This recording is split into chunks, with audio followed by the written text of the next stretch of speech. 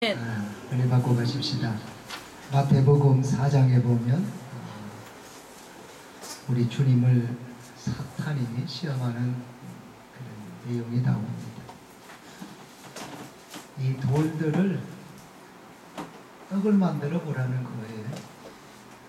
이때 우리 주님이 야, 사람은 떡으로 사는 게 아니고 하나님 말씀으로 산다. 아멘. 그러면서 거절하십니다.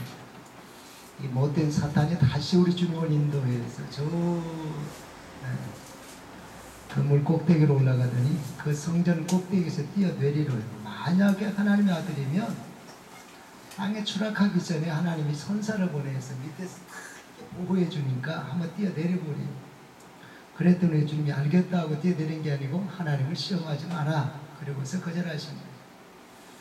또 이 사탄이 우리 주님을 천하 영광 보여주면서 이거 다 줄 테니까 내 앞에서 경배하라 그럽니다. 그랬더니 우리 주님께서 사정없이 쫓아버립니다. 사탄아 물러가라. 하나님을 시험하지 말고 하나님을 섬기라. 그렇게 말씀을 하십니다. 많이 들었던 말씀이니까 아멘도 안 하시는데 굉장히 중요한 말씀이 속에 있습니다. 자, 사탄은 보이는 것으로 우리 주님을 유혹하고 미혹하더라는 것이고, 우리 주님은 보이지 않는 것으로 이 사탄의 공격과 미혹을 방지하고 물리치더라는 거예요. 자, 돌들로 떡덩이가 되게 하라. 보이는 거잖아요. 성전 꼭대기로 올라가서 슈퍼맨처럼 내려 뛰어라. 보이는 거잖아요. 선함한 곡을 보여주면서 경비하라 그러잖아요. 전부 다 보이는 거예요.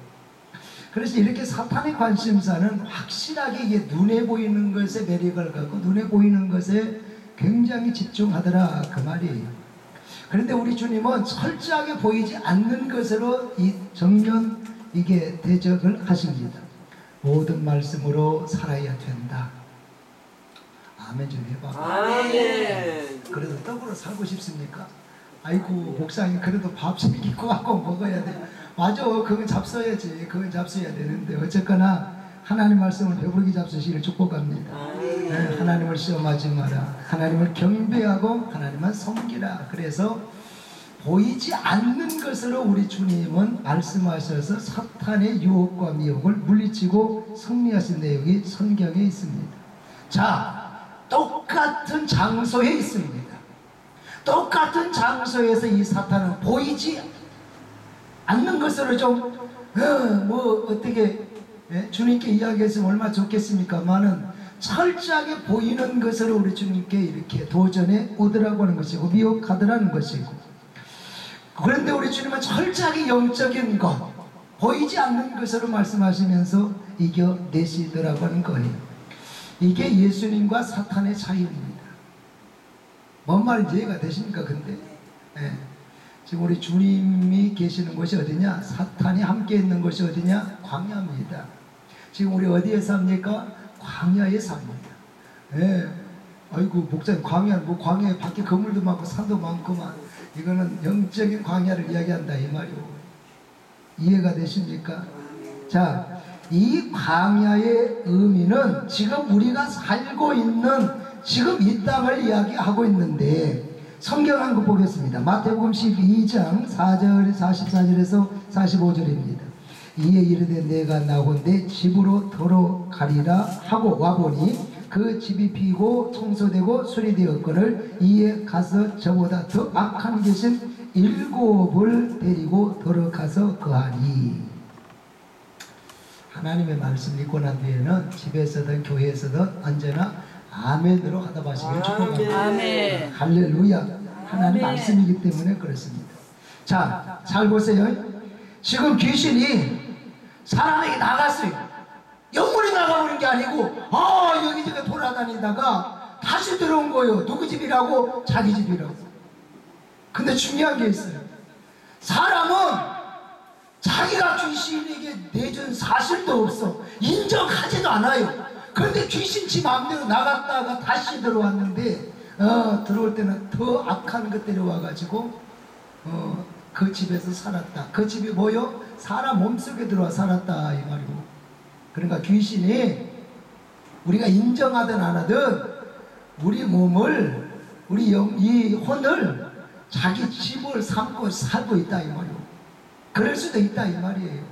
이해가 되십니까? 아멘. 자, 귀신만 집을 짓고 살면 누가 뭐라 하겠어요. 그런데 또 한 것 보겠습니다. 고린도전서 3장 16절입니다. 너희가 하나님의 성전인 것과 하나님의 성령이 너희 안에 계시는 것을 알지 못하느냐 해서, 아이고 우리 주님도 내 마음을 성전 삼고 계신다는 거예요. 나는 몰라요. 나는 모르고 있어요. 그런데 주님이 내 마음을 성전 삼고 계신대요. 할렐루야. 아멘. 그럼 여기에서 우리가 혼란이 오는 거예요. 아니, 사람 몸은 하나밖에 없는데 왜 여기에 사탄도 귀신도 들어와 살고 우리 주님도 집을 삼고 성전을 삼고 내주하고 계시느냐 그 말이요. 그래서 이 몸 하나를 놓고 귀신도 집을 짓고 주님도 성전 삼고 계시다 보니까 가끔 여기에서 뭐가 나타나느냐? 양신 역사가 나타나는 거예요. 양신 역사 들어봤어요? 네. 네. 자, 귀신이 가만히 있으면 역사가 안 일어나요. 성령님이 가만히 계시면 역사가 안 일어나. 그러니까 어느 한쪽이라도 가만히 있어버리면 이건 양신 역사라고 할 수가 없어요. 왜? 한쪽만 역사를 하고 있으니까. 그런데 성령님도 역사하고 귀신도 역사하니까 이걸 가리켜서 양신 역사라 그러는 거예요. 뭔 말인지 이해가 되십니까? 자, 복음서에 보면 베드로는 예수 안 믿는 이방인이 아니에요. 평신도가 아니요 예수님의 제자입니다. 분명히 이름도 있습니다. 이름 석자 있잖아요. 그런데 우리 주님은 베드로야 내 뒤로 물러가라 이렇게 말씀한 게 아니고 사탄아 내 뒤로 물러가라. 뭐 때문에? 너는 하나님의 일을 가르치는 자다. 자, 베드로가 교회 안 다닙니까? 다녀. 직분 없습니까? 제자라니까. 그것도 수제자예요. 그런데 이름 석자도 있는데 베드로야 물러가라 이렇게 이야기하는 게 아니고 사탄아 물러가라 그랬다 이 말이에요. 다른 때는 예수님의 제자고 다른 때는 믿음 있는 사람으로 보였을지 모르지만 그 상황에서는 우리 주님의 눈에 사탄으로 보였다 이 말이에요. 그러니까 베드로가 그렇다 해서 예수 안 믿습니까? 신앙생활 안 합니까? 직분 없습니까? 다 하고 있고 직분 갖고 있다 이 말이에요. 그런데 왜 그 순간에 사탄이었느냐? 이걸 놓고 양신 역사를 이 베드로 몸에서 일으켰다 이렇게 이야기하는 거예요. 이해가 되세요? 이랬던 베드로가 나중에 이제 사도행전 2장에 가서 성령 받습니다. 성령 받고 나서부터는 죽을 때까지 이 베드로는 사탄이라는 이야기를 들어본 적이 없습니다.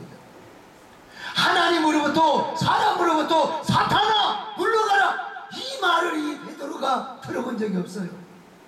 이게 중요한데요. 그러니까 사도행전 2장이 기준점인데 사도행전 2장에 뭐가 있느냐? 성령의 강림이 있었습니다.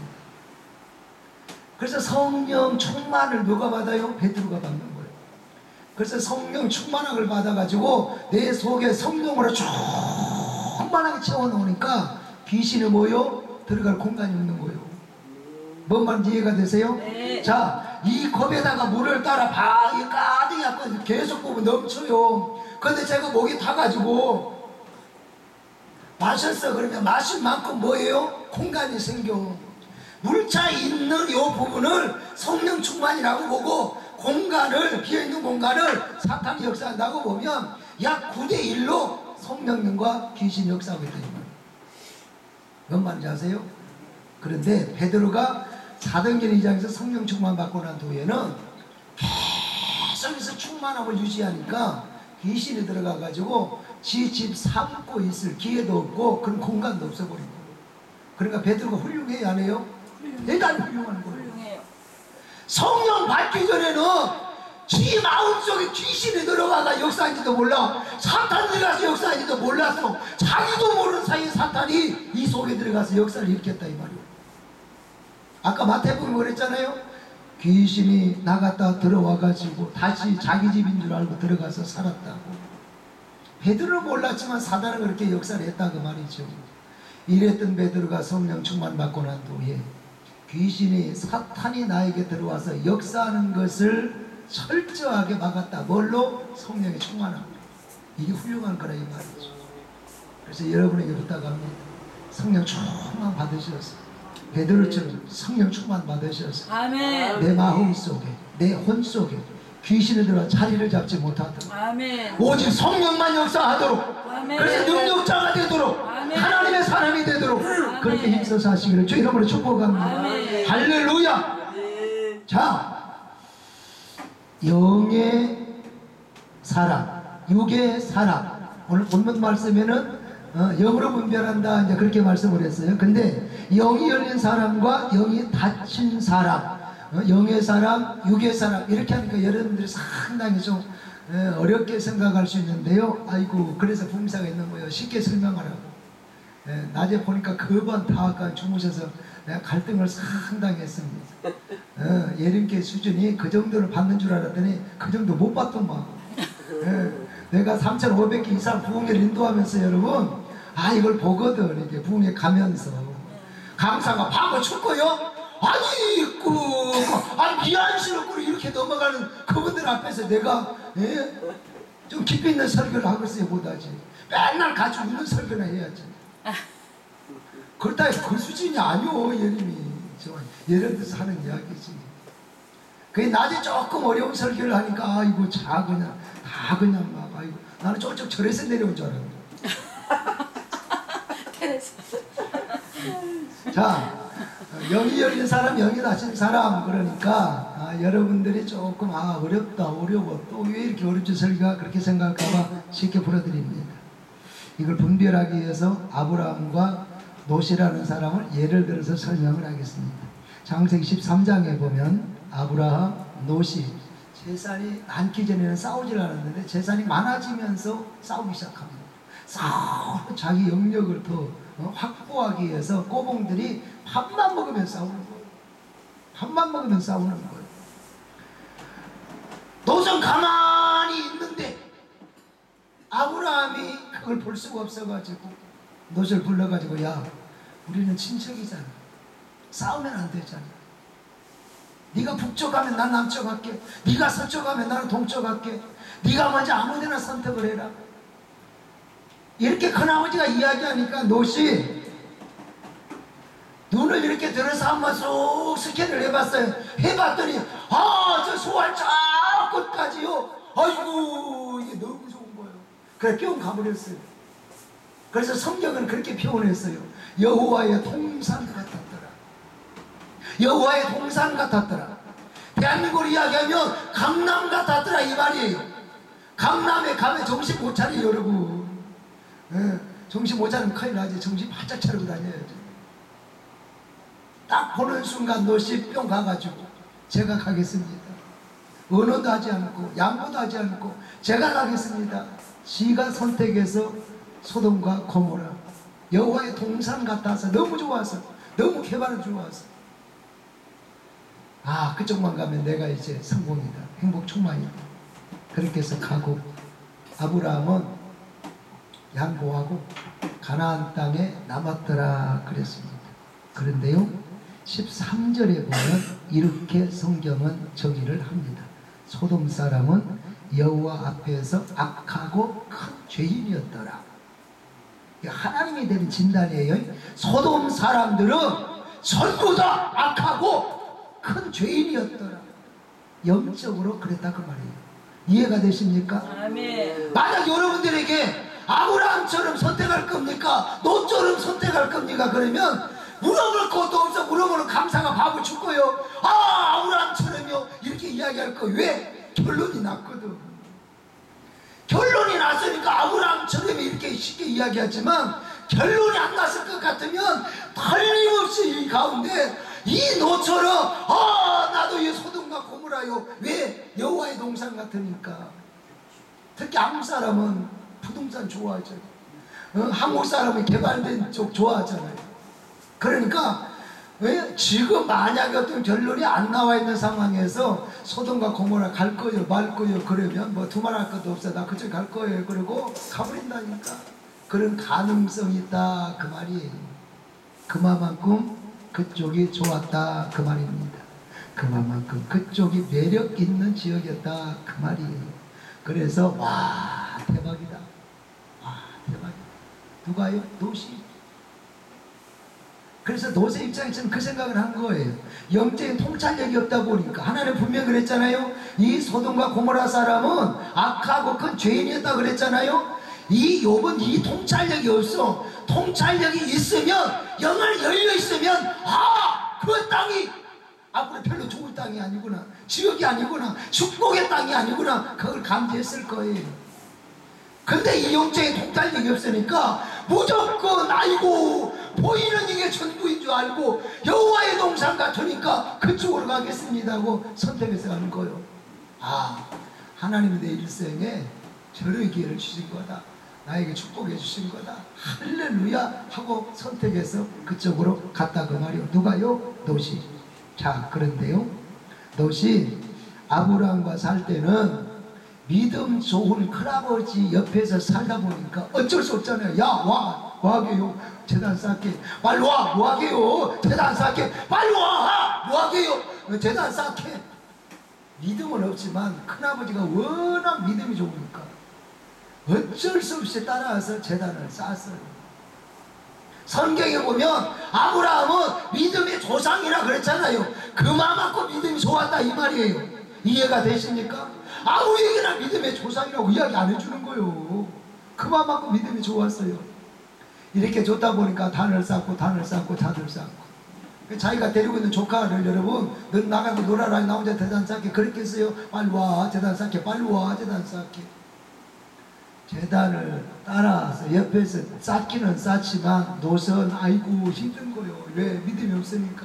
아이고 귀찮은 거예요. 왜? 자꾸 이게 재단 쌓자고 하니까. 뭔 말 이해하시죠? 예. 믿음도 없는 사람은, 믿음 있는 사람은 가자고 안 해도 자기가 와. 담임 목사가 전화 안 해도 와. 아멘 좀 해봐봐요. 근데 믿음 없는 것은 담임 목사가 전화해도 10번 해도 안 와. 권사님이 갑시다 해도 안 온다니까 이 잡것이 안 와. 뭐 때문에? 믿음이 없으니까. 롯이 그랬다 이 말이에요. 그런 상황에서 이 소돔과 고모라를 딱 보니까 여호와의 동산과 좋다. 그리고 이제 내 큰아버지로부터 내가 이제 탈출이다, 자유함을 얻는다. 아이고 오랜만에 우리 큰아버지 이게 울타리에서 벗어나게 생겼네 해가지고 그냥 축복인 줄 알고 그냥 할렐루야 하고 소돔과 고모라 땅으로 가버렸다 그 말이에요. 성경에 보면 아주 중요한 게 있습니다. 그렇게 떠나가고 난 이후에 욥은 한 번도 하나님께 제단을 쌓았다. 그렇게 해본 적이 없어요. 할렐루야. 아멘. 앞에 계신 권사님 그렇게 앉아 계신 난 보살이 온 줄 알겠다 이렇게. 보살 안 되라 눈을 크고 뜨고 보셔. 저도 지금 이게 해가지고 막 위에서 지금 붕대가지고 살이 막 보톡스 맞은 것처럼 벌써가지고 보톡스 맞으면 붕대가지고 막 맞박에 이렇게 내려오는 거 이렇게. 그래 눈을 자꾸 쑤시고 내려와 이렇게. 뭔 말인지 알아요? 근데 나는 눈 크게 뜨는 거 봐봐. 권장이 보려고. 아멘 해봐봐요. 할렐루야. 그래 눈을 뜨고 있어야 이분이 설교 듣는다 이 생각을 하지. 이렇게 했으면 저쪽 처리해서 보살이 되는 줄 알고 내가 착각을 하잖아요. 그러면 그러니까 눈을 크게 뜨고 아멘을 크게 하시길 바랍니다. 아멘. 1시간 안에 끝낼 겁니다. 권사님 때문에 1시간 안에 끝낼 겁니다. 할렐루야. 1시간 안에 은혜를 그냥 몽땅 받으시기를 주의 이름으로 축복합니다. 아멘. 자, 소돔과 고모라 땅 할렐루야. 하나님 나에게 준 대박 축복이다. 그렇게 하고 가서 거기에서 이 자컷은 제단 쌓았다는 말이 한 번도 안 나와. 엎드려서 기도했다는 말이 한 번도 안 나오더라 이 말이에요. 장세기 18장 17절에 보면 아주 중요한 말씀이 있는데, 자, 롯이 소돔과 고모라 땅으로 가서 한 번도 이 롯은 제단을 쌓았다는 말도 없지만 하나님이 롯에게 나타나서 말씀하신 적이 없어요. 그런데 자, 롯이 소돔과 고모라로 떠나가자마자 하나님은 바로 이 아브라함에게 나타나십니다. 아브라함아, 너를 들어. 동서남북 바라봐라. 바라본 거예요. 지금 누구의 말씀이요? 하나님 말씀이요. 영적으로 지금 하나님의 음성을 들려주는 거예요. 동서남북 바라봐라. 쭉 동서남북 바라보는 거예요. 누가 말씀해요? 하나님이. 아브라함은 이렇게 영이 열려있다 이 말이에요. 재단 쌓고 하면서 아브라함은 이미 영적으로 영안이 이 정도로 열려있는 영의 사람이다 이 말이에요. 그런데 롯이라고 하는 사람은 아브라함 밑에 있어서 아이고 이 작것이 예배를 제단을 먹같이 쌓더만 소돔과 고모라나 가서 믿음 생활을 웃기게 하는 거예요. 제단을 쌓았다는 말이 없어요. 기도했다는 말이 없어요. 그러니까 보세요. 창세기 18장 17절 소돔과 고모라가 멸망할 그런 이제 상황에 대해서 하나님이 직접 하신 말씀입니다. 여호와께서 이르시되 내가 가려는 것을 아브라함에게 숨기겠느냐. 지금 소돔과 고모라에 누가 살아요? 롯이 살아요. 이 말씀을 하나님이 롯에게 해줘야 되는데 롯에게 한 게 아니고 아브라함에게 하시는 거예요. 이렇게 아브라함은 영성의 사람이고 영이 열려있는 사람이라 이 말이죠. 그래서 소돔과 고모라 땅이 멸망할 것을 하나님이 내가 아이고 어떻게 아브라함에게 숨기겠냐, 알려줘야지. 그래서 멸망할 것을 알려줘버렸다 이 말이에요. 그렇게 영안이 열려있었다 그 말입니다. 그런데 당사자인 롯은 자기가 살고 있는 그 도성, 그 지역, 그 땅, 자기 집이 멸망할 것에 대해서 도대체 알지 못하고 산 거예요. 여기까지 이해가 됐습니까? 아멘. 그래서 아브라함은 벌써 영의 사람이고 롯은 육의 사람이다. 벌써 아브라함은 영이 열려있는 삶을 살고 롯은 저 영이 닫혀있는 육적인 삶을 살고 있는 사람이다. 그걸 우리가 이 말씀 속에서 깨달아야 되겠다 그 말입니다. 뭔 말인지 이해가 되십니까? 아멘. 그래서 결국은 여호와의 동산 같았더라. 이것은 나중에 하나님이 완전 멸망하셨어. 심판하셨어. 도성이 그냥 불에 타버리고 롯의 가정도 그의 처도 불에 타버리고 그렇게 모아놨던 재산 다 타버리고 이 세상 물건 불탈 때 너도 타겠구나. 할렐루야. 아멘. 이 범주 안에 우리는 들어가면 안 됩니다. 세상 불탈 때 우리도 타버리면 안 된다 그 말이요. 소돔과 고모라 이렇게 타버렸을 때 누구는 보호받느냐? 아브라함을 알고 다 오히려 소돔과 고모라를 위해서 기도하자는 하나님 그 성 웬만하면 심판하지 마옵소서. 이렇게 영의 사람이니까 기도하고 있더라 그 말이죠. 그런데 오히려 영적으로 깨어있지 못한 사람, 육의 사람 롯은 철저하게 하나님을 떠난 삶을 살고 제단을 쌓지 않고 기도를 하지 않으니까 하나님이 그 지역을 그 땅을 심판해 버리더라 그 말이에요. 그래서 여기서 우리는 다시 깨달아야 됩니다. 이 두 사람을 통해서 성도는 영안을 열고 사는 삶이 얼마나 중요한가, 영적인 통찰력을 갖고 사는 것이 얼마나 중요한가, 그걸 우리는 이 말씀에서 깨달아야 되겠다. 여러분, 영이 열려있는 사람 특징이 몇 가지 있는데 첫째는 다른 사람과 분쟁을 싫어합니다. 영이 열려있는 사람 첫 번째 특징은 다른 사람과 분쟁하는 것, 다투는 것을 싫어합니다. 만약에 여러분이 아이고 누구하고 싸운 걸 딱 보면 아이고 신난다 아이고 저렇게 싸우면 안 되지 팍 패버려야지, 아이 저 정도 하고 그냥 몽둥이로 뒤통수에 패가지고 기절을 시켜버려야지, 아이고 저렇게 하고는 안 돼, 지게필해야 된다. 지가 각본 써가면서 막 남의 싸움하면 막 응원하는 사람이 있다. 재밌다고. 여보 와봐봐 지금처럼 한판 붙었다 누가 이길지 모르겠지, 아이고 저렇게 싸우면 안 되지, 확 그냥 더 가서 밟아야지. 이렇게 좋아하는 사람이 있어. 남의 싸움을. 뭔 말인지 알아요? 그건 영이 열려있는 사람이 아니고 닫혀있는 사람이야. 뭔 말인지 이해가 됐습니까? 아이고 자기가 가서 그냥 확 받고 싶은 사람이 상당히 많은데 그건 영이 열린 사람이 아니라 이 말이에요. 그 싸움하는 그걸 보는 순간 주여 불쌍히 여겨 주옵소서. 이 긍휼히 여기는 마음, 불쌍히 여기는 마음이 우리에게 있어야 나는 영이 열린 사람입니다. 싸운 사람을 보면서 불쌍한 생각이 안 들면 그냥 그 자리를 피하는 것이 굉장히 지혜로운 삶이라는 사실을 깨달으시기를 바랍니다. 아멘. 중요한 것은 이 싸움을 보는 순간 그 싸움의 영이, 그 어둠의 영이 내 영을 침범해서 공격해서 내 영이 그 영에 장악될 수 있기 때문에 그러는 거예요. 내가 직접 싸우지 않았다고 할지라도 박수치고 응원하고 각본 써가면서 아이고 아슬아슬 재밌다 더 이렇게 하는 순간에 그 악한 영이, 싸움의 영이, 어둠의 영이 내 영을 장악하고 덮고 지배하고 들어오고 있다 이 말이에요. 그래서 우리는 그런 장소를 피해야 된다. 피하는 것이 지혜다. 아멘. 그런데 성경에 보면 욥은 밥만 먹으면 자기 꼬봉하고 아브라함 꼬봉 들어가 싸우는 거야. 피투되게 싸우는 거야. 그럼 말려야 되는데, 야 그만둬 양보여, 니들 양보하라고 이렇게 해야 되는데 부추기는 거야.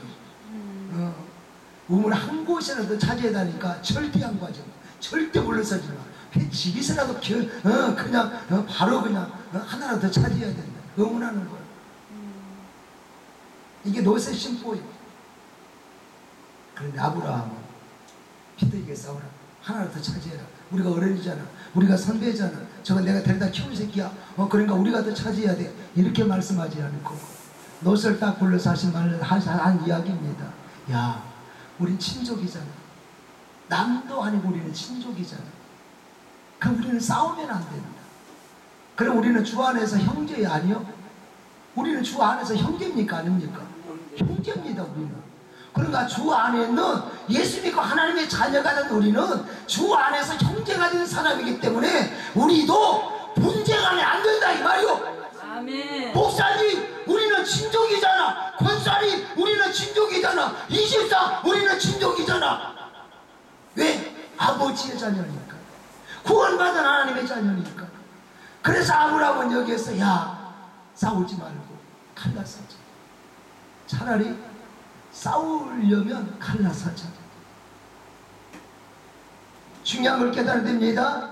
내가 됐든 남이 됐든 너와 내가 됐든 누가 됐든 간에 분쟁을 피하는 이게 영의 사람이고, 분쟁을 좋아하거나 분쟁의 중심에 있으면 그건 육의 사람이고 영이 닫혀있는 사람이라는 사실을 꼭 기억하시기를 바랍니다. 창세기 13장 8절 보면 두 사람이 갈라서고 나서 이 도대께는 하나님이 아무런 말씀이 없어요. 가타부타 말씀이 없어요. 그런데 하나님이 아브라함에게는 바로 신방 모셔놓고 말씀을 하십니다. 눈을 들어서 북쪽과 남쪽, 동쪽과 서쪽 봐라. 그래서 동서남을 딱 보고 난 뒤에 하나님 말씀하시는 거예요. 네가 본 동서남북 이 땅을 내가 너와 네 후손에게 주겠다. 너와 네 후손에게 주겠다. 아멘.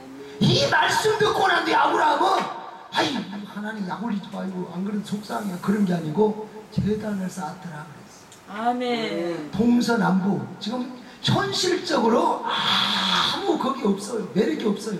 근데 하나님이 이 동서남북 너 봤잖아? 동서남북 봤어요. 이 땅 너와 네 후손에게 주겠다. 이때 아브라함은 하나님 말씀을 수용한다는 뜻으로 그 자리에서 제단을 쌓았다. 그런데 나중에 보세요. 처음에 소돔과 고모라는 여호와의 동산 같았고 가나안 이 지역은 별 볼 일 없는 땅이었는데 믿음이 없는 육의 사람, 아까 처음에 설교에서 그랬잖아요. 소돔과 고모라는 악한 사람이고 큰 죄인이었더라.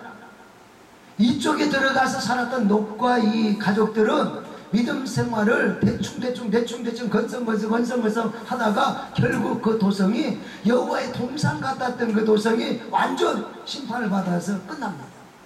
잿더미가 돼서 끝나.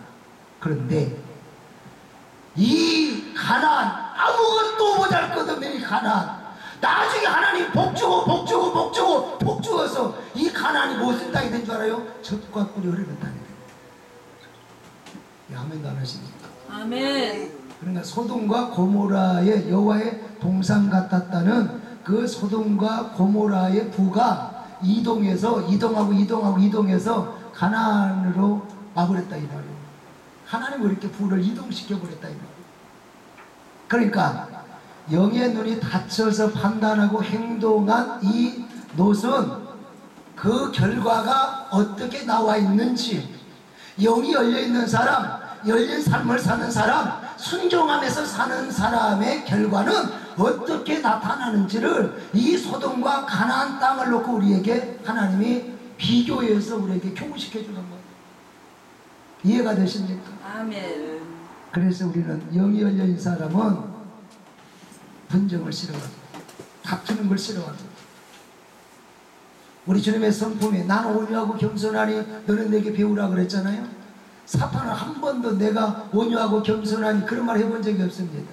오히려 사탄은 요한복음 10장 10절에 보면 도적질하고 죽이고 멸망시키기 위해서 왔다 그래서 이게 사탄의 본질입니다.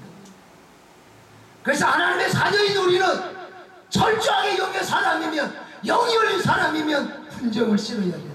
분정을 거절해야 된다. 아멘. 다툼을 거절해야 된다. 아멘.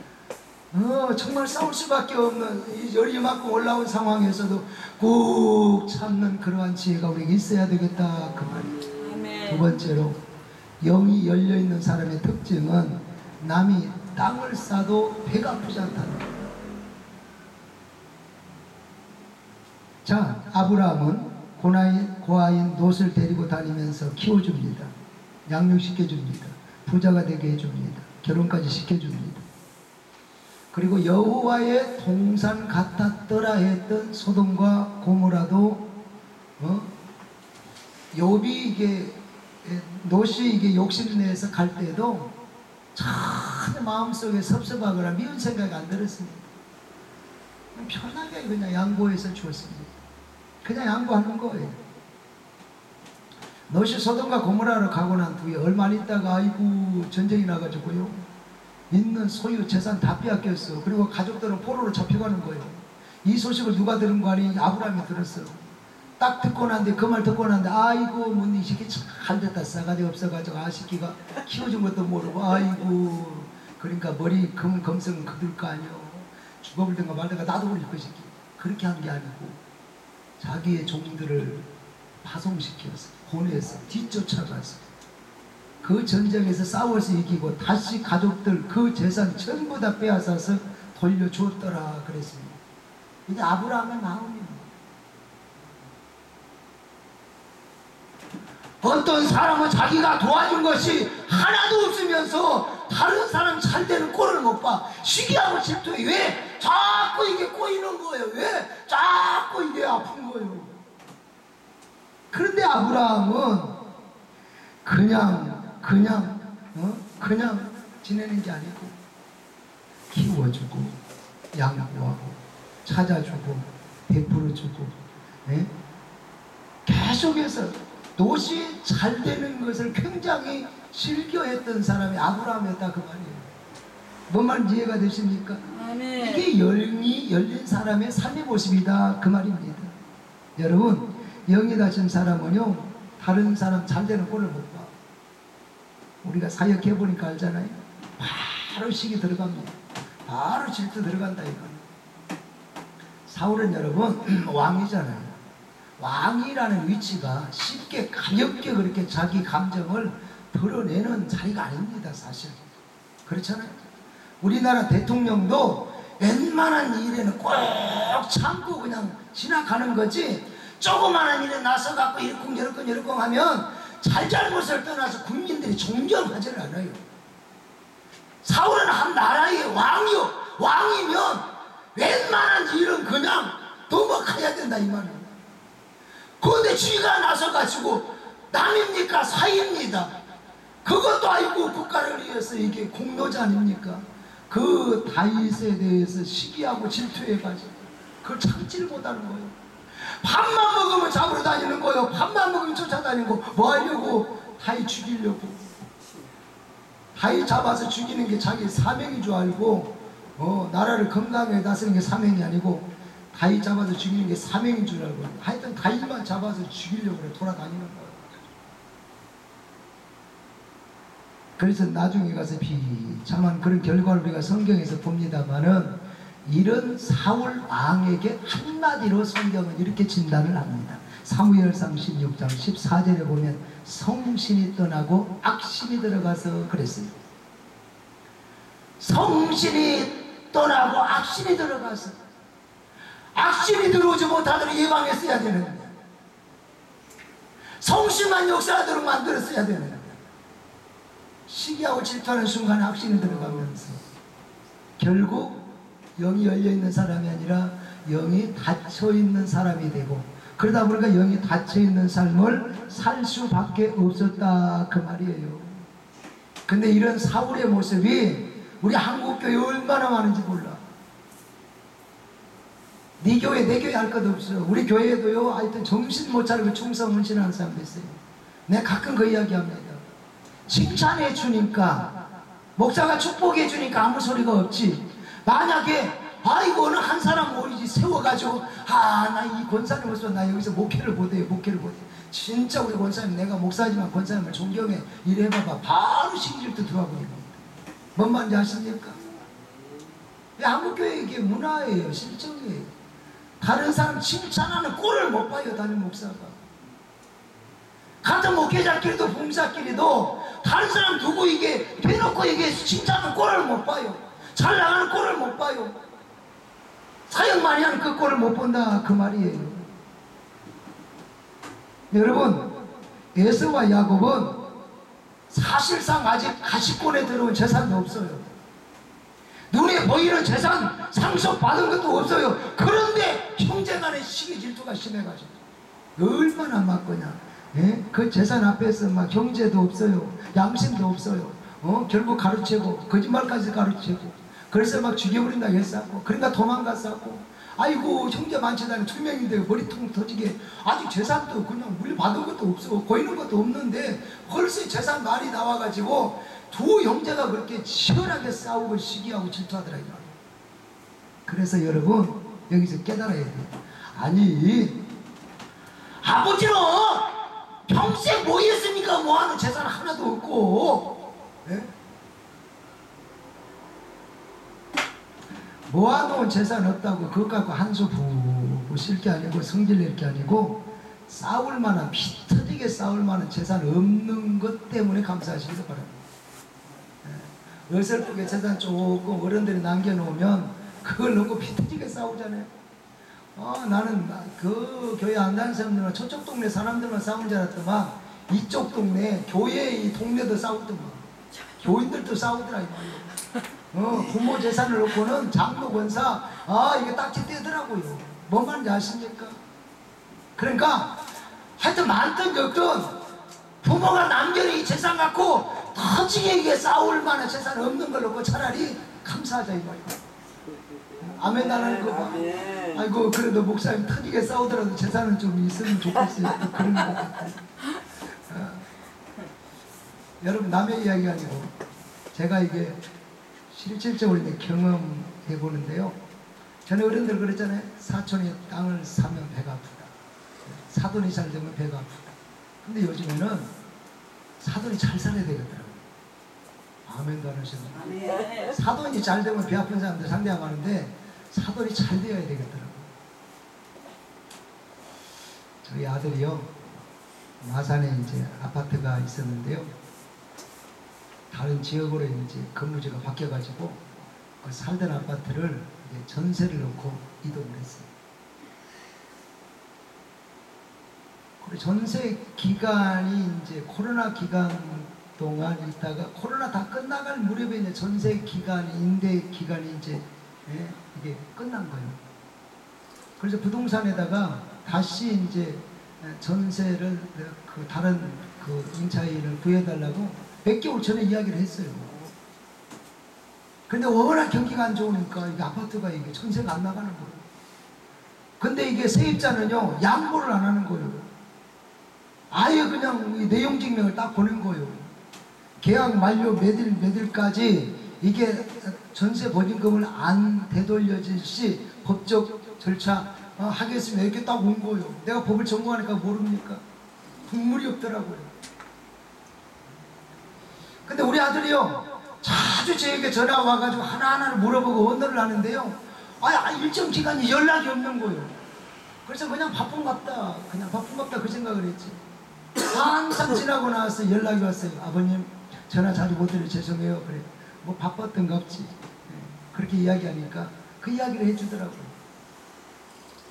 그래서 새로운 세입자를 구하기 위해서 부동산에다가 내놨는데 안 나가고 그래서 내용증명을 받고 고민이 돼가지고 요즘에 코로나 끝나고 난 뒤에 경기들이 전부 다 빡빡하잖아요. 더군다나 전세보증금 이게 작은 액수가 아니잖아요. 근데 그 돈을 여러분 우리 아들이요 우리 아빠에게 이야기하면 부담될까 싶어서 아빠에게 이야기를 안 한 거예요. 아들은 아빠에게 이야기 안 하고 며느리가 자기 부산에 있는 친정 아버지한테 이야기한 거예요. 그 돈 많은 거. 저쪽 해운대 그 해수욕장 바로 옆에 오피스텔 있는데요. 저들 그러는 거예요. 저들은 절대 사돈이라고 안 합니다. 그래서 이게 믿음의 사람하고 결혼을 해야 되겠더라고요. 교회 문화를 아니까 교회 중직자라도 절대 사돈 이렇게 하죠. 깍듯하게 목사님. 내가 유명 부흥사인 줄 아니까 얼마나 저를 깍듯하게 예우하는지 몰라. 뭔 말인지 알아요? 그러니까 믿음의 사람하고 이렇게 짝져주는 것도 괜찮더라고요.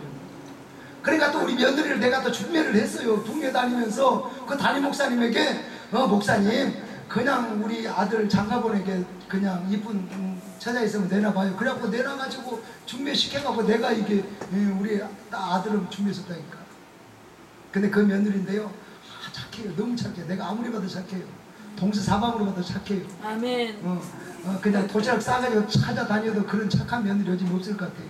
아멘. 근데요 이 착한 며느리가요 우리 아들은 이제 가스공사에 근무하고 이제 그 며느리는 중학교 이제 근무하는데요. 우리 며느리가 자기 친정 아버지한테 전화하는 거예요. 아빠 전세금이 뭐도 안 주면은 저쪽에서 뭐 한다는데 돈이 없는데 어떻게 해요? 김서방 돈도 없으니까 아빠가 좀 도와주면 안 돼요? 그랬더니 알았다. 그래가지고 그 전세금 일시불로 다 해준 거예요. 그러니까 아무런 어려움 없이 그 세입자를 다 내줬다니까. 여러분 이게 2천만 원이 아니요. 전세 보증금이 굉장히 많다 이 말이요. 근데 2억 가까운 돈을 일시불로 딱 주니까 이거 나가잖아요. 아멘. 그래서 아버지 이런 일이 있다 보니까 그랬다고. 그래 이제 앞으로 나갈 수 있도록 좀 니들을 하고 내놓으려고 그러는데 기도 좀 해주세요. 알겠다? 그것도 못하고 있습니까 아버지가? 알겠다. 만약에 여러분 이걸 우리 아들이 저에게 의논을 했다면 제가 얼마나 심적인 부담이 되겠습니까? 이씨 또 어디 가서 대출을 받죠? 또 어디 가서 이거 어떻게 하죠? 내가 얼마나 부흥에 제대로 하겠습니까? 그 생각한다고?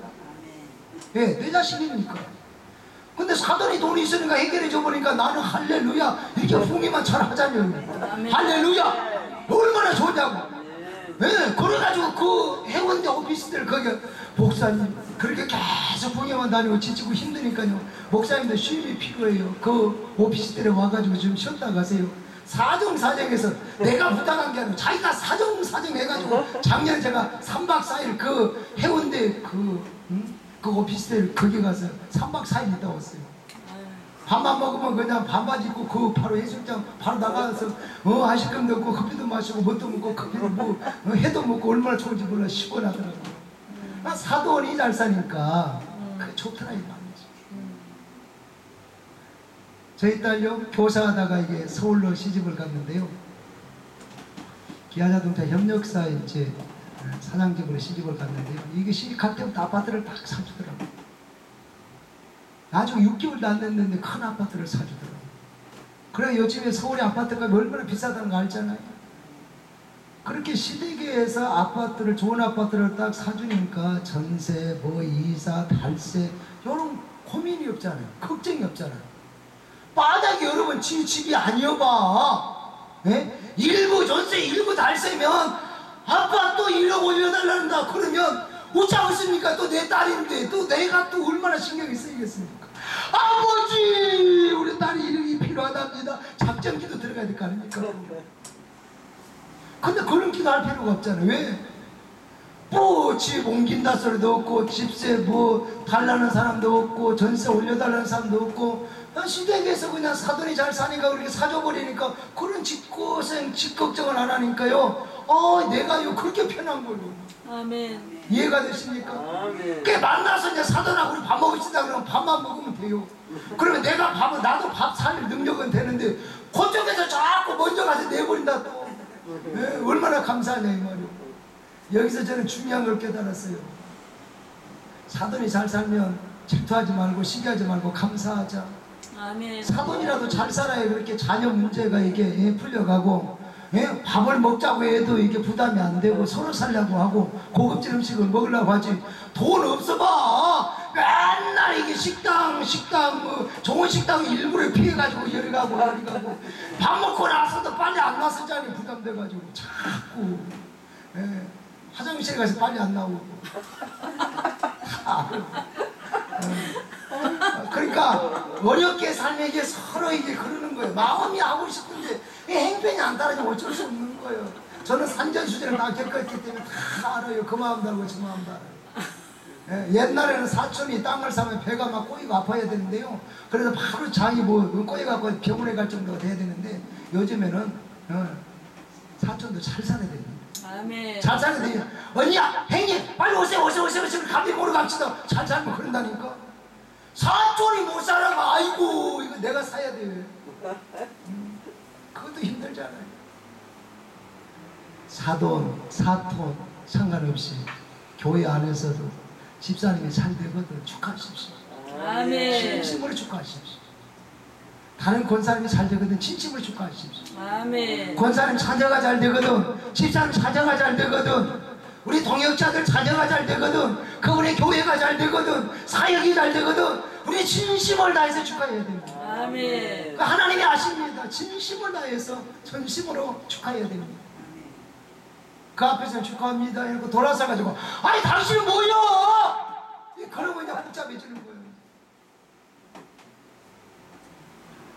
영이 열려있는 사람의 삶은, 모습은 사촌이 땅을 사도 배가 아프지 않아요. 이 아브라함은 조카가 잘 되는 것에 대해서 못마땅하거나 배 아프거나 싫은 게 없이 그냥 좋았어요. 이게 영이 열린 사람의 마음이고 삶입니다. 이런 마음이 우리에게 있어야 될 줄로 믿습니다. 아멘. 중요한 것은 은혜 받아야 되더라는 거예요. 아멘. 영이 열린 사람이어야 되더라고요. 아멘. 그래서 우리는 은혜 받아야 되고 영이 열려야 돼요. 세 번째, 영이 열린 사람의 삶의 특징은 눈앞에 보이는 것에 너무 집착하지 않더라는 거예요.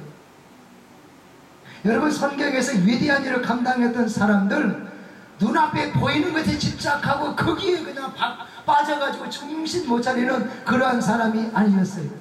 모세는 눈앞에 보이는 이 왕의 자리도 오히려 하나님 앞에서 포기하고 장차 주실 상급 바라보면서 이스라엘 백성들과 함께 고난의 길을 갔다 그랬어요. 사도 바울은 그랬어요. 그렇게 스펙이 좋고 그렇게 많은 걸 가지고 있음에도 불구하고 나의 자랑은 오직 십자가뿐입니다. 아멘. 나의 자랑은 오직 십자가뿐입니다. 해서 세상적인 영광, 물질, 명예, 향락, 상각하는 것까지도 포기하고 복음을 위해서 알뜰하게 매력있게 살았다는 사실을 우리가 알아야 돼요. 그런데 성경에 나오는 이 롯을 보세요. 이 롯은 유별나게 보이는 것에 집착합니다. 보이는 것이 단 줄 알고 보이는 것이 전부인 줄 알고, 그래서 이 사람은 하나님이 말씀하셨잖아요. 이 소돔과 고모라 사람들은 악하고 큰 죄인이었다는 거. 그러면 영안이 열려 있으면, 영적인 독자력이 있으면, 내가 거기에 들어가면 안 되는구나, 가면 나같이 믿음 없는 사람은 바로 타락하고 부패하겠구나, 안 갔어요. 그런데 영이 열려 있는 사람이 아니다 보니까, 영적인 통찰력이 없다 보니까, 여호와의 동상같이 보이니까 그 함당에 뿅 가가지고 본능적으로 대박, 축복, 행복, 나는 이제 고정타였다, 그런 마음으로 할렐루야 하면서 그게 오히려 하나님 축복인 줄 알고 소돔과 고모라를 선택해서 갔는데 완전 망해버리고 말더라, 그 말입니다. 중요한 게 있습니다. 눈앞에 보이는 이 땅을, 이 지역을, 소돔과 고모라를 전부인 줄 알고 거기에 집착한 이 롯하고 오히려 그런 것에는 별로 관심도 없고 하나님의 말씀, 하나님 인도하심, 하나님의 선하심만 믿고 간 이 아브라함을 보면서 우리의 사역과 우리의 신앙과 우리의 정체성이 어느 쪽에 줄을 서 있는지를 한번 우리는 점검해 볼 필요가 있습니다.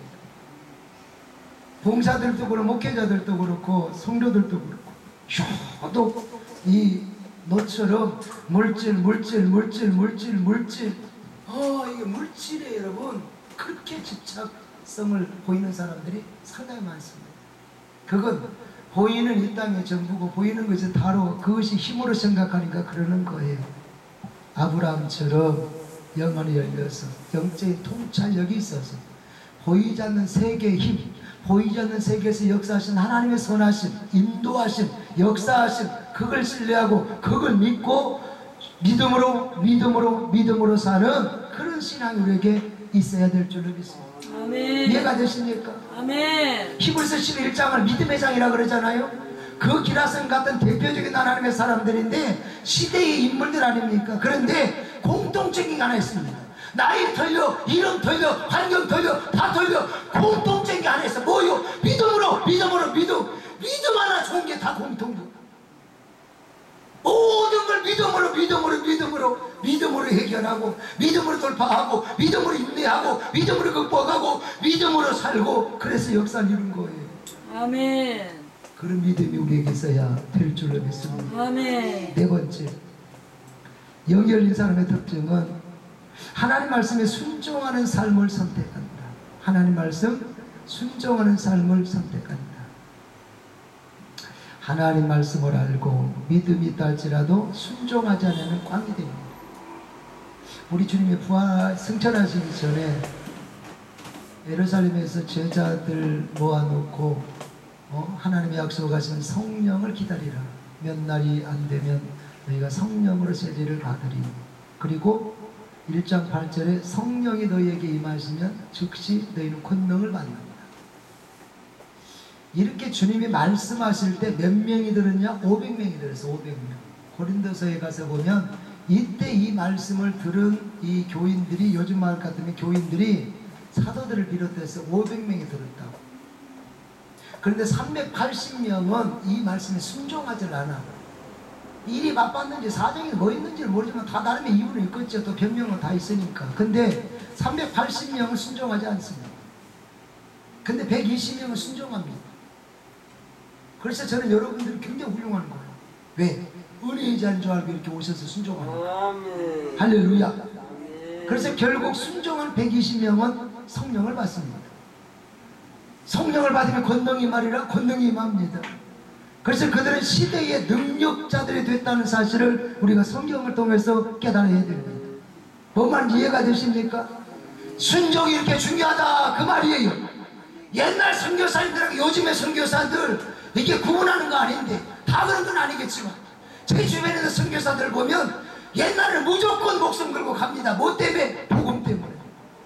거기 가서 순교할 줄에도 가. 그런데 요즘의 순교사들은 활성하려고 그러면 그쪽 문화 그쪽에 가면 뭐가 보장되는지, 그 선교사 사역 활동 마치고 나서 뭐가 자기 사역에 보장되는지 이게 다 따져보고 갑니다. 요즘에 선교사 후보생들. 뭔 말 이해가 되십니까? 옛날에는 총회나 노예나 큰 교회에서 안 보내줘도 자비랑으로 가가지고 목숨 걸고 이게 선교했습니다. 그런데 요즘에는요 따집니다. 자기들끼리. 총회에서 보냈어, 노예에서 보냈어, 어느 교회에서 보냈어? 그걸 뭐 때문에요? 노예, 총회, 큰 교회에서 보내면 선교비가 많이 오지. 그러니까 그걸 갖고 지금 논하고 있는 선교사들의 문화가 됐다 이 말이에요. 그러나 이름만 선교사가, 직업이 이름은 선교사인데 선교사라는 게 직업으로 이게 나가 있는 사람들이 생각보다 많아요.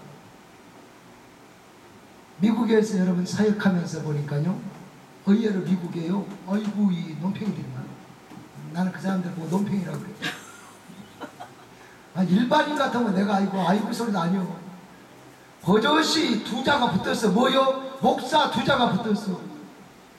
사역한 교회도 없어, 목회지도 없어.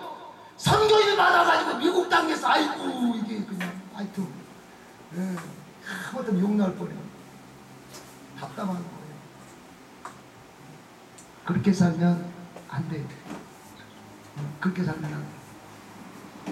우리들 신학교 다닐 때는요, 그때 뭐 아이고 교육교원사 뭐 사례비 뭐 5만원 10만원 그렇게 줬어. 5만원 10만원 줘고요. 이 일은 담임 목사보다 더 많이 시켰다. 완전히 담임 목사님이 갑이고 나는 의리요. 갑질 내가 지금까지 쭉 보면서 가끔 가서 내가 이런 이야기 기도원에서는 잘 안 하고 교회 가서는 이런 이야기 잘 합니다.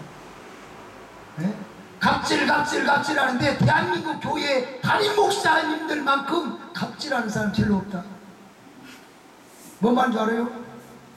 그 아무나 이야기 못해요. 또 나나 되니까 하지. 그럼 바로 목사님 그냥 집에 가셔요. 붕에 올려서 끝냅니다. 그렇게 쫓겨날 것 같으니까 그냥 말을 못해요. 그건 나는 해요. 근데 우리가 솔직히 여러분 대한민국 교회에 이게 담임 목사님의 갑질이 너무 심한 거예요. 우리가 한때는요, 아이고 우리는요 그냥 언제라도 그냥 막 아니 당신 눈에 보이는 데 찾는 거예요. 안 보이는 데 찾는 거예요. 뭐 하나 써서 붙이는 거 나는 밤을 새워가지고 다 이렇게 도안을 해가지고 걸어가지고 자를 대고 잘라가지고 하나하나 앞쪽 갔다가 꽂고야 밤에 잠을 못 잤다 새벽까지 모르는 거예요. 아니 날밤을 세워서 작업한다고 못 잤으면 김전사 좀 자고 천천히 나와 이렇게 해야 되는데 새벽까지 모른다 또 자기는 자빠지고 이게 한국계 담임 목사님의 갑질이에요 이거. 그러니까 요즘에 여러분 교육전도사 지원하는 신학생이 거의 없어요. 나가서 뭐 알바 1시간 얼마 아닙니까? 그러면 몇 시간 하면 뭐 바로 교회에서 주는 사례보다 더 많은데 누가 담임 목사가 가갖고 야 이리 와 빨리 와 어디 가자고 확 그냥 아이고 누가 그 소리 들어가면서 누가 교육전도사 하나 하겠어요? 그러니까 교육전도사 구하기가 너무 힘든 거예요. 그 알바하다가 신학교 졸업하고 감독사고 목사하고 딱 받고 지가 나가서 개척해버려 그냥 바로. 뭔 말인지 아는 사람 다 알아. 요즘의 문화가 그렇게 됐어요. 자 성경에 보면 롯은 하나님 말씀에 순종했다는 말이 한 번도 안 나와. 야 너다 이렇게 해라. 한 번도 안 나와. 그런데 아브라함은 하나님이 말씀하시면 무조건 어디까지? 자식을 제물로 바치는 일까지 예로 순종을 합니다. 그러니까 하나님이 그 인생을 책임져 주신 거예요. 그러니까 그 가문을 축복해 주신 거예요. 그러니까 믿음의 조상이 된 거예요. 그러니까 하나님이 놀라우시는 축복 속에 살았다 그 말이에요. 뭔 말인지 이해가 되십니까? 여러분 착각하면 안 돼요. 하나님은 우리가 순종하는 것도 기억하시지만 순종하지 않는 것도 기억하고 있다는 사실을 알아요. 순종하는 것도 다 기억하지만 순종하지 않는 것도 기억한다. 그러니까 아브라함의 순종 다 기억하지만 롯이 순종하지 않는 그것도 기억하셨다. 그걸 우리가 알아야 된다 이거. 중요한 것은 영이 열려있는 사람의 삶은 순종하는 삶을 산다. 초대교회 성도들 보세요. 예수 믿으면 장사 안 됩니다. 왜? 워낙 핍박이 심하니까. 물건 안 사줘, 안 팔아줘. 그러니까 물건 만들어도 안 팔아주니까 뭐 팔료가 없으니까 뭐 때문에 만들고 있어요? 사업이 안 돼요. 장사가 안 돼요. 예수 믿으면 수입도 안 돼요. 우리 코로나 기간 동안에 여러분 한국교회가 15,000개 이상이 문 닫거나 이동했다고 공식적으로 이렇게 나와 있잖아요. 자 코로나 기간 동안 성도들이 알아서 깁니다. 간첩 언론에서 부추기니까 성도들이 알아서 키워. 나 요 교회 안 나가요. 교회 그만뒀어요. 왜? 직장에 다니려고. 그렇게 정체성이 불투명한 한국교인들이 코로나 기간 동안에 굉장히 많이 드러났어요. 알곡과 쭉정이를 가르는 하나의 어떤 터널이 코로나였는데요. 탈락할 사람이 굉장히 많았어요. 여기에서 우리가 초대교회 교인들처럼 이렇게 데려다가 조사하고 데려다가 가두고 이게 서대반 집사처럼 막 맞아 죽고 이런 경우가 생긴다면 한국교인들이 과연 얼마만큼 신앙생활 제대로 할까? 얼마만큼 성령을 쌓고 얼마만큼 목숨 걸고 전도를 하고 얼마만큼 신앙생활을 잘할까? 의구심이 좀 들어요. 근데 초대교회 성도들 보세요. 장사가 안 돼요. 취직이 안 돼요. 전도함에 붙들려가요. 혼나요. 감옥에 가야 돼요.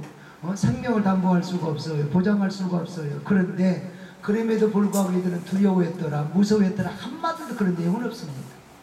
아이씨 불평하면서 신앙생활했더라 한마디가 없습니다.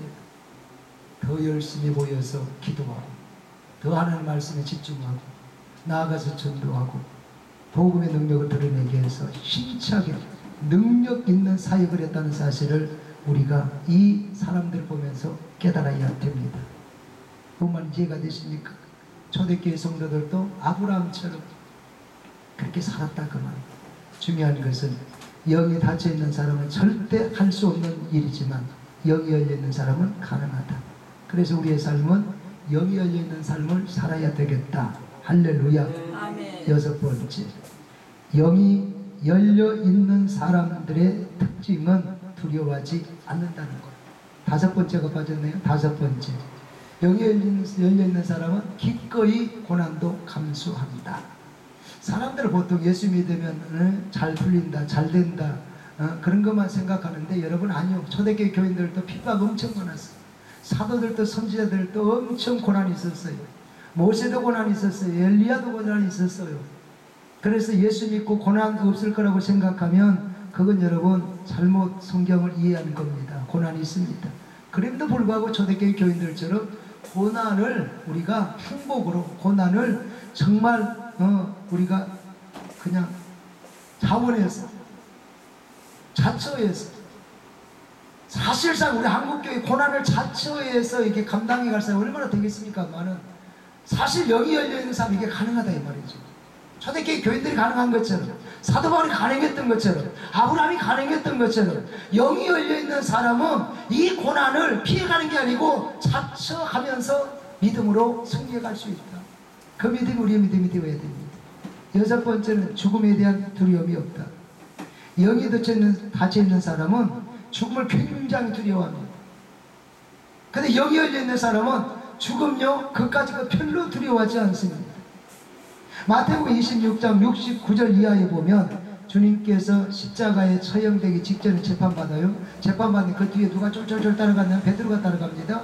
베드로가 따라갔다가 누구에게 들켜요? 그냥 그 여자, 여종에게 들키잖아요. 들키고 나서 당신 예수의 제자네 그러니까 아 맞아 나 예수 주제자다. 목숨 걸어버려야 되는데 아이고 맞아요 했다가는 지인은 이제 그 자리에서 혹이라도 죽을까 싶어가지고 그 죽는 게 두려워가지고 아니요! 그리고 도망갔어. 아니요! 나 예수 몰라. 그리고 도망갔다 이거. 영안이 열려있는 사람은 죽음을 두려워하지 않아요. 그런데 이렇게 영안이 닫혀있는 사람은 베드로처럼 죽음을 두려워하는 거예요. 우리 주님은 죽음을 두려워하지 않잖아요. 근데 베드로는 죽음을 두려워해요. 자, 계속 보면 사도행전 7장 59절에 보면 이 양반은 사도도 아니요. 서대만은 그냥 집사님이에요. 집사님인데 여기는 직접 그들이 잡아다가 계속해 조사하고 협박하고 곤간하고 나중에 돌로 패요.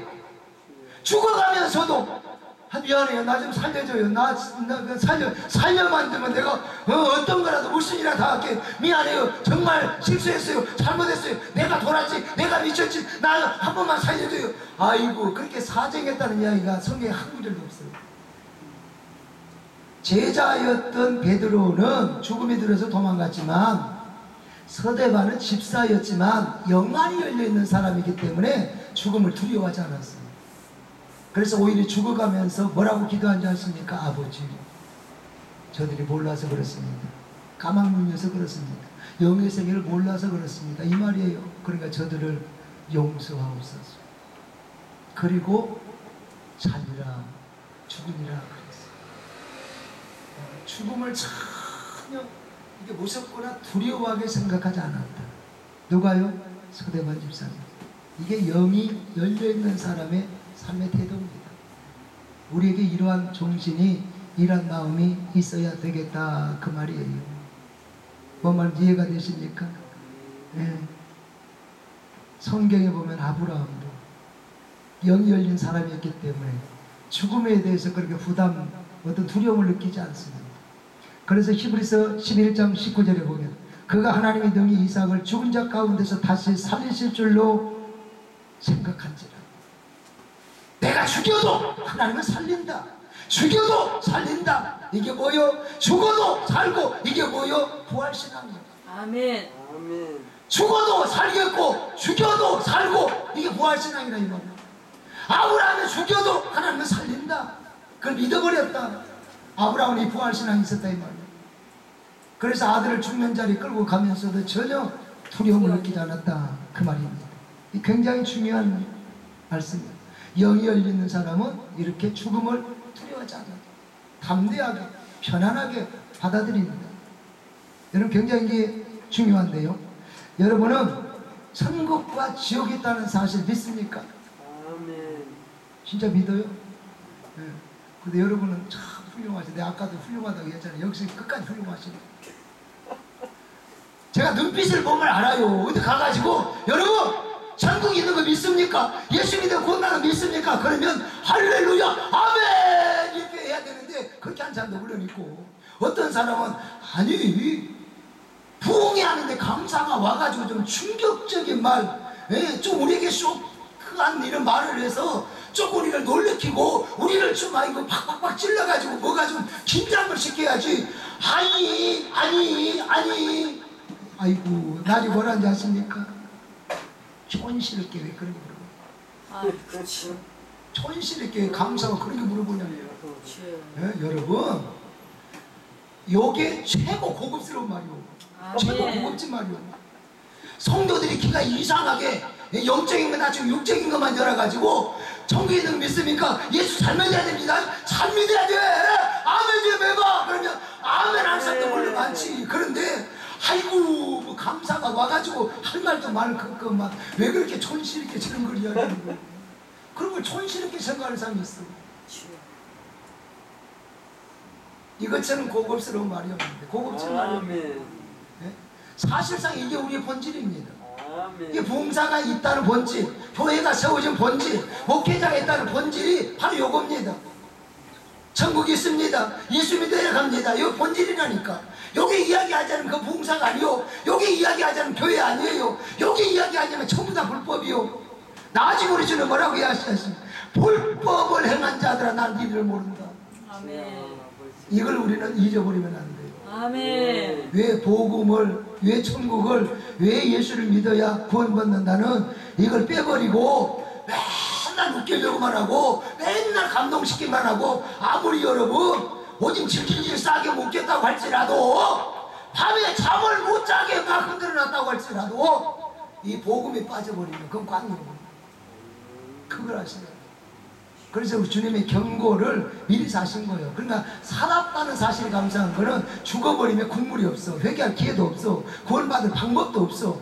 살아있다는 사실이 귀한 거는 설령 잘못했을 때 회개할 길이 있어. 구원받을 길이 있다고. 은총을 받을 길이 있어요. 이해가 되십니까? 그래서 우리가 참 하나님의 주님의 사랑에 감사한 것은, 내가 주의 이름으로 귀신을 쫓았나이다, 능력을 행했나이다, 일을 했나이다, 그렇게 했다고 이야기할지라도 나는 너희를 모른다. 그러니까 사역자들은 한번 자기의 사역의 정체성을 점검하라 이 말이지.